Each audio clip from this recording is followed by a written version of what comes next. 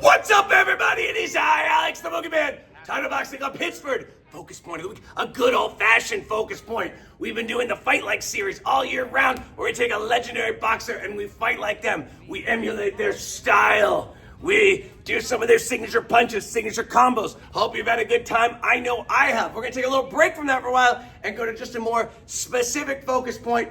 Although, one thing I noticed when doing a deeper dive film study into these legendary boxers, and I kind of knew this beforehand, but it really became clear to me the more I looked, that so many of them featured very good, dangerous lead hooks. Now, it's a left hook for a right-handed person, right hook for a left-handed person.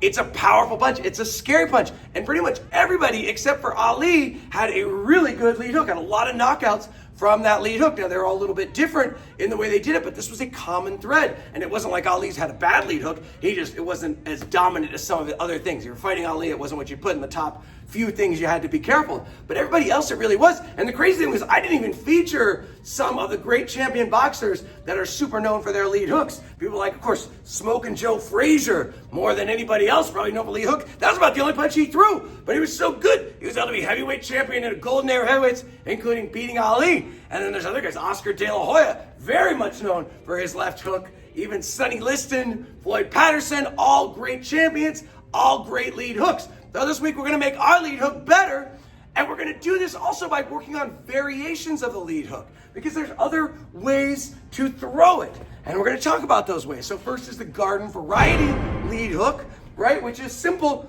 but it's not easy, because as I always say, you're shifting your weight from your front foot to your back foot. This is not natural. This is not normal.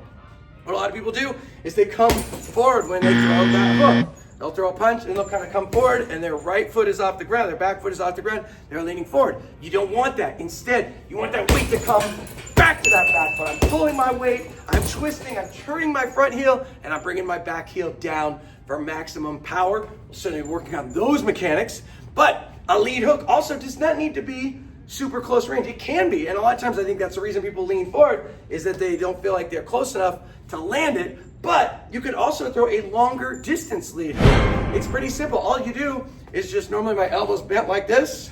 I just open it up. I go from 90 degrees to whatever this is. The mechanics can stay the same.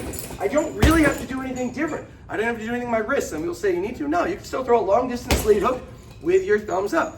Does it kind of look like a slap? Maybe, but I'm still hitting with my knuckles. I'm still twisting. Still very powerful. Now, if we want to go longer range, of course, we've got that leaping lead hook, the gazelle punch. It's funny because pretty much every fighter that we've been working on this year, even Ali, featured a gazelle punch. Almost all of them did. All of them did. So it's not just this specialty crazy thing. It is something people do. Now, a gazelle hook, you might say, Boogeyman, if I'm leaping forward, how am I going to get my weight back on that left hook?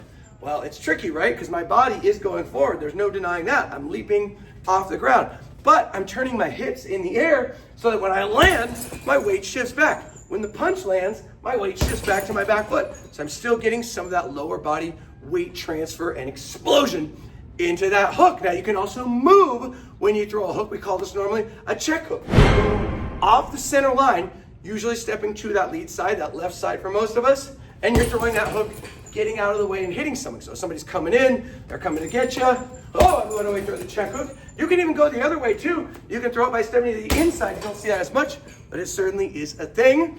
You can use your lead hook to set up other punches. So it's kind of blurring the lines of whether it's a lead hook or not, but I call it stirring the pot. Other people do too. You're just taking that hand. It's not good technique for a hook. And what I'm doing is I'm just kind of hitting the side of the head, and I want them to bring their hand up. So they bring their hand up, that's great. Then I throw my right hand and catch them. So we use that to set up other punches. Of course, we throw body hooks all the time. We're still going to throw that lead hook to the body. The mechanics don't change there. We're still bringing our weight backwards from our front foot to our back foot. You can even throw a ducking hook. I duck down, but I throw the hook to the head. You might say, oh, no one talks about a ducking hook.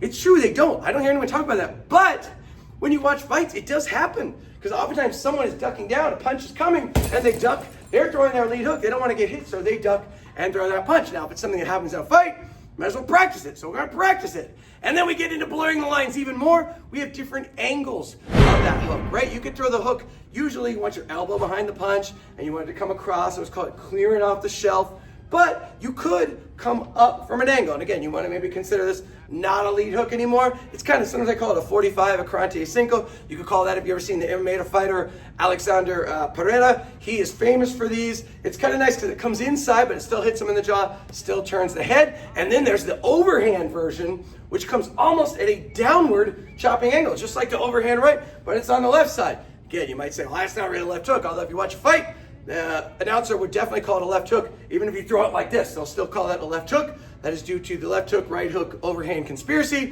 which I've talked about before. We won't be talking about this week, but we are going to be practicing all those lead hook variants. There's probably even a few more that you got to come in to learn. Of course, I'll go into much more detail later, and just come in anyway, because we're going to fight like champions this week. We're going to make that lead hook better, because that is how we do it!